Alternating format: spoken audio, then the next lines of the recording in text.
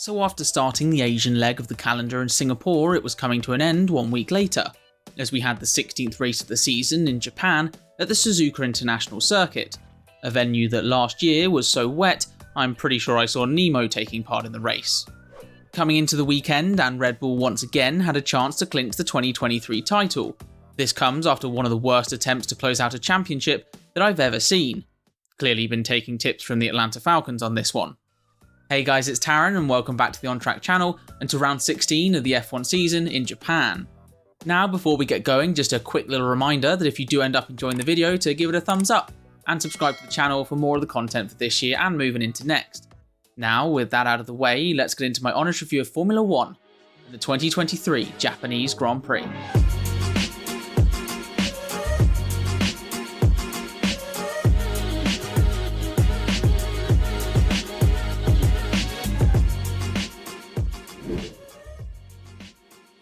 So following on from Singapore, and the reason behind George Russell's last lap crash had emerged, with the Brit simply channeling his inner Ayrton Senna. And if you no longer go for a gap that exists, you're no longer a racing driver. Norris there with the right rear and Russell with the right front. Gap. Over at McLaren, and the team made an announcement regarding their driver lineup for the next few seasons, with Oscar Piastri announced until the end of 2026, so 3 more seasons of the Australian in orange, with 3 years ironically being the same amount of time he spent in the Alpine team. And in more general build-up, there were some complaints from the teams around the handling of penalties at the Singapore Grand Prix when it came to one particular team. 3 guesses who, as the other teams wanted to clarify on how exactly over the course of the weekend Red Bull received just 1 penalty of 5 seconds for coming to a standstill and blocking everyone else in the pit lane, for a slam dunk blocking of Yuki Tsunoda in qualifying, and then taking Tsunoda out of the race on lap 1, before effectively taking Alex Albon out of the race on the final lap. Not gonna lie, I wouldn't be surprised if the response from the FIA was something like this. Toto? Yes. It's called a motor race, okay?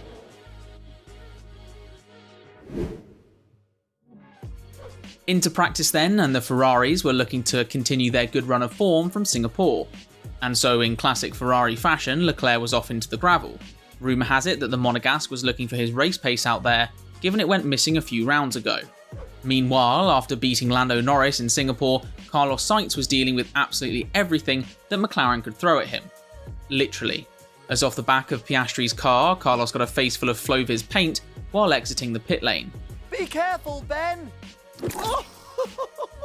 Unfortunately for Carlos, his eventful session wasn't quite done there, as his squabbling with Kevin Magnussen on track meant that Zhou Guanyu behind had to take evasive action to avoid the pair of them. But after first practice, back at the top of the times was Max Verstappen and his Red Bull, seemingly re-finding their good pace given that, like a Man United fan's hopes and dreams of a good season, it vanished last weekend. Into FP2, and Pierre Gasly was in trouble with the walls, the Frenchman with a session-ending crash so underwhelming and disappointing that you could call it Justin Fields. Meanwhile at McLaren, and apparently securing your seat for the next 3 years doesn't help you stay on the track, as Oscar Piastri ran wide, kicking up the gravel, but not taking his off quite as extreme as Gasly did. And then finally it was time for Sainz v Magnussen round 2, with the Spaniard getting in the way at turn 1. And when asked why, the response was, "Well, I'm just trying to drive like Max."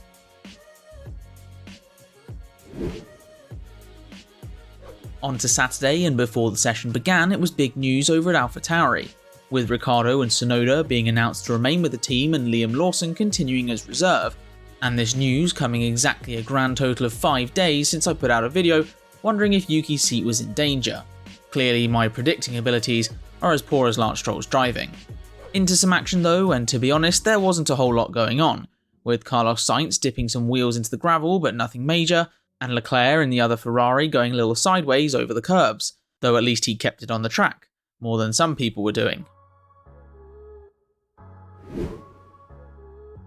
So on to qualifying, and someone in need of a good session was Logan Sargent, given that he now held the only seat left up for grabs next year, except for the fact that nobody told him. As after just a few minutes his Williams was in pieces, having smashed into the barriers at the final turn.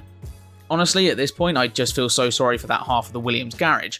Over the past 5 years they've gone from Kubica to Latifi to Sargent, a trilogy that's so bad it rivals the latest Star Wars films. Talking of things that are so bad, and Lance Stroll was setting his final time of Q1, improving on his first time to elevate himself all the way from 18th to, 17th. Into Q2 and surprisingly topping the session was Charles Leclerc by just 24 thousandths, from Max Verstappen, who only did one run early in the session and on a used set of tyres, which was really just a sign of things to come. Down the bottom end, and for Liam Lawson, he sadly had his lengthy Q3 streak snapped at 1, missing out by just over 400ths come the checkered flag. Into Q3, and for Max Verstappen, it was complete destruction of the competition. Domination I could only liken to something like the might of the entire US military taking on a hamster, as Max took pole by almost 0.6 of a second. In behind though, and it was the McLarens, as we had a repeat top 3 from Silverstone, Max, Lando and Piastri.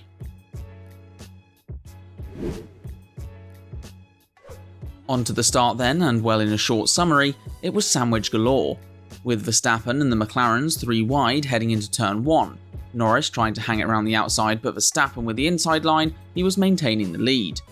In behind, and sandwich number 2 was made of 2 different breads and 2 different fillings, with Leclerc and Hamilton on the outside and Perez and Sainz on the inside, with a chain reaction squeezing Lewis onto the grass. However, the big loser of those 4 was Sergio Perez.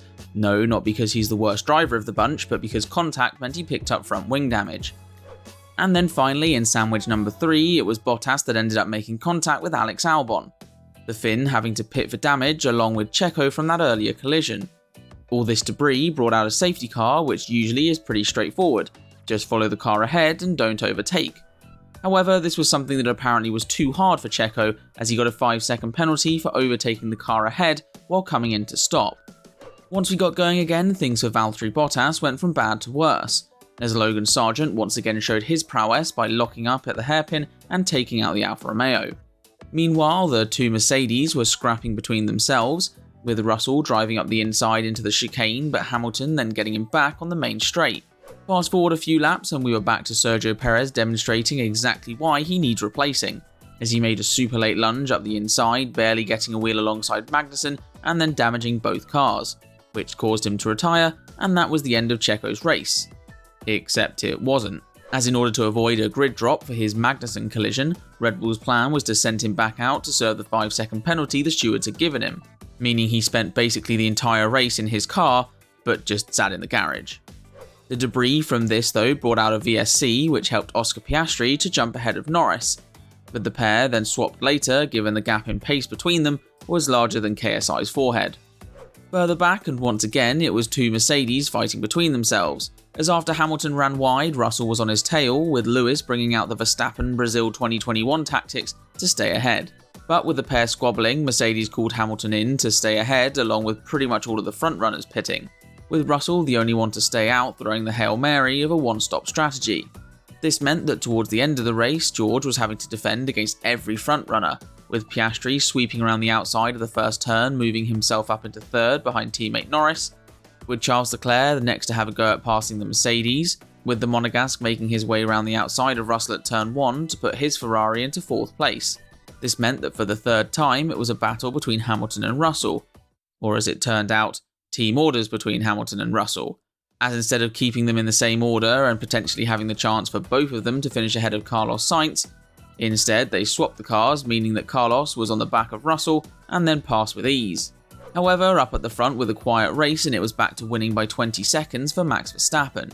More importantly though for Formula 1, in 3rd it was Oscar Piastri picking up his first podium, and the first rookie podium since the great Lance Stroll in 2017. Anyways, that's all for now. Thank you very much for watching. I hope you have enjoyed. Do make sure to give the video a thumbs up if you did and subscribe to the channel. But until next time, take care.